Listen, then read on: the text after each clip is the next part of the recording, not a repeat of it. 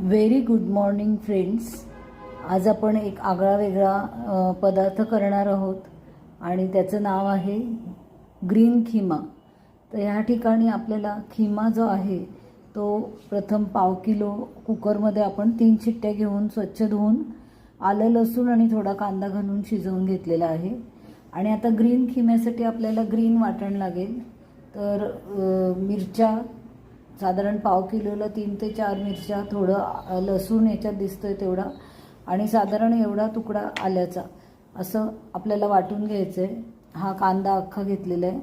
आणि ह्या ज्या 4 भाज्या आहेत इथे मेथी, पुदिना, पालक आणि कोथिंबीर, तर ह्या थोड्या थोड्या भाज्या आणि 2-3 हिरव्या मिरच्या आणि जिंजर गार्लिक याची एक वेगळी पेस्ट आपण केलेली आहे ही.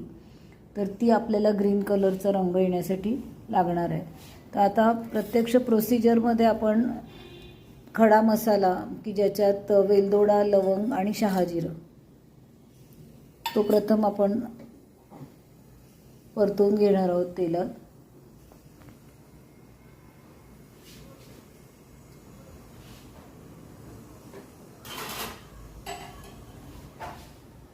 एकदा तेल तापलं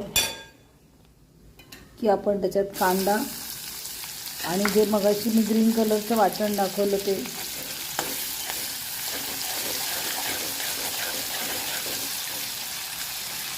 ग्रीन कलर येण्यासाठी आणि न्यूट्रिशियस होण्यासाठी आपण 4 ग्रीन भाज्या घेतलेल्या आहेत. तर त्यातली कोथिंबीर पण पेस्टमध्ये वाटलेलीच आहे, पण ह्याच्यात पण थोडी परतायची. त्याच्यानंतर पालक पण थोडा अख्खा आणि थोडा चिरून, मेथी पण तसंच, आणि पुदिना आहे तर त्याचे लीव आपण त्याच्यात वाटलेले, ते काही ह्याच्यात कट केलेले नाही.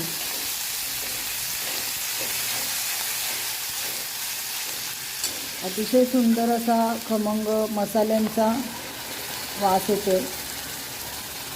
आणि हे ग्रीन कलरचं जे वाटण आहे, 4 लीव प्लस त्याच्यात आपण आलं, लसूण आणि मिरची, त्याच्यामुळे त्या ग्रेव्हीचा रंग असा पूर्णपणे हिरवागार आलेला आहे.